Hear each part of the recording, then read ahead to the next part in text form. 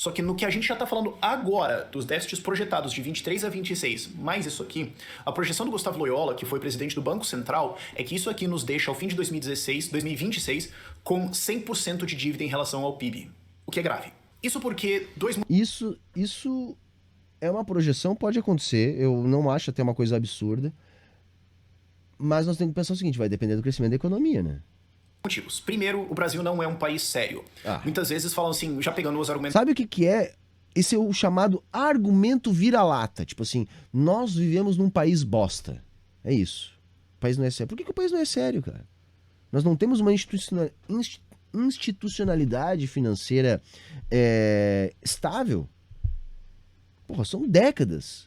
Nós não temos todas as instâncias que as economias mais modernas têm. Nós não temos as amarras financeiras, as regras fiscais, a divisão entre os poderes, o orçamento planejado pelo legislativo. Nós temos tudo que as economias mais organizadas têm. Por que o Brasil não é sério? O Brasil não é um bom pagador internacional? O Brasil está sob moratória? Não, o Brasil é credor em dólar. O Brasil não deve nada para o FMI que não esteja absolutamente acordado. Então, da onde que o Brasil não é sério? Só não é sério porque você não quer, porque você tem essa síndrome de vira-lata. que fazem em defesa dessa PEC, né? Ah, não, mas pô, o Japão tem 270% do PIB em relação à dívida. Qual é o problema do Brasil ter uma dívida de 100% em relação ao PIB? O problema é que é o Brasil, ok? O problema é que é o Brasil, na cabeça dele. É isso. Saca? E depois esses caras vêm pagar de patriota. Pelo amor de Deus, tia. Existem países europeus que estão acima de 100% da dívida. Tem muitos países em mais de 100%. Alguns mais de 150%, o Japão mais de 200%. Não há um limite. Tá? Eu acho que os Estados Unidos já passou desse ponto também. Sim.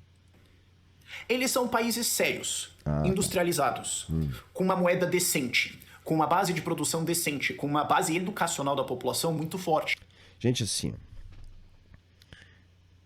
É correto a gente dizer que nem todos os países podem sustentar um nível de dívida como o dos Estados Unidos, como o do Japão, enfim, 100%, 110% de proporção de dívida PIB. Isso é correto. Mas isso é correto em que circunstâncias? Nós temos que pensar o seguinte, olha, se o país não tem um sistema bancário sólido, que é o sistema de meios de pagamento do país, o país não consegue sustentar uma proporção dívida PIB muito alta. Por quê? Porque quando o Tesouro Nacional quiser recompor o saldo da conta única do Tesouro no Banco Central, que esse infeliz nem deve saber o que é isso, ele precisa vender títulos públicos. Tá?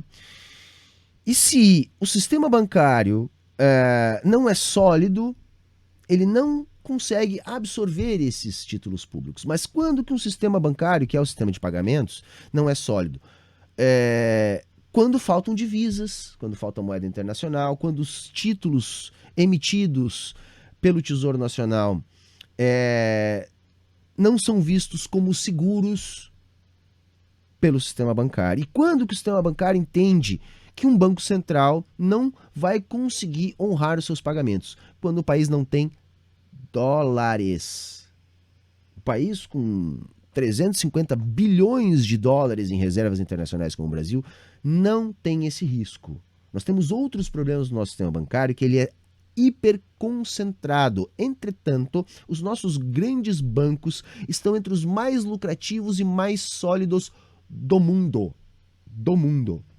Tanto é que os nossos títulos públicos, independente se o furo no orçamento, se o déficit, né, é de 200, 400 bilhões de reais.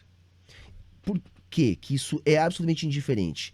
Porque independente do déficit, os nossos títulos públicos, quando o Tesouro Nacional quer recompor a conta única do Tesouro, são 100% líquidos. Veja, eu não estou falando 95% líquidos, 98% não, são 100% líquidos. O governo tem zero dificuldades de trocar títulos públicos por reais junto com a iniciativa privada.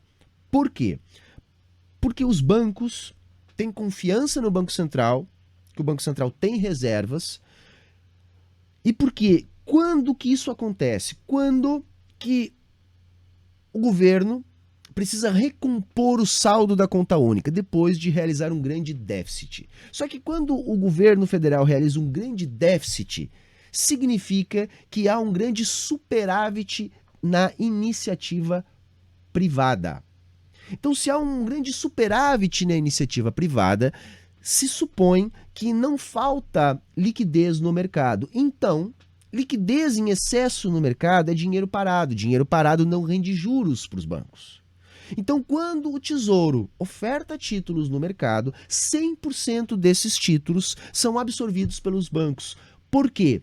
Os bancos vão ter que escolher ficar com um dinheiro em caixa que não rende juros, porque há excesso de liquidez no mercado, porque o Estado produziu um grande déficit, ou ficar com títulos públicos na sua carteira que rendem juros.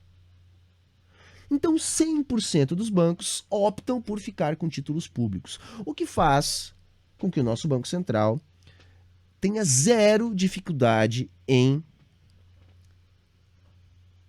ampliar a dívida pública em mercado.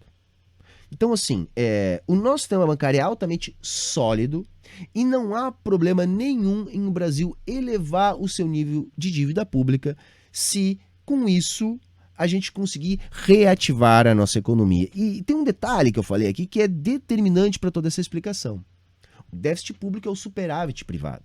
Então, quando a economia está parada, estagnada, é necessário dar um restart. E isso só pode vir do Estado. Porque sem demanda, a iniciativa privada fica na chamada preferência pela liquidez, ou seja, ela não investe, ela prefere a segurança do rentismo. Ela só vai investir se ela tiver demanda ou perspectiva de demanda. E quem é que vai gerar essa demanda para mudar as perspectivas do mercado? O Estado, a partir da compra governamental. Então, quando há um déficit público, o mercado entende que vai haver uma elevação de demanda e assim pode investir. Então, você entra num ciclo positivo da economia capitalista. Exatamente o oposto que nós estamos vivendo hoje, que é um ciclo negativo da economia capitalista.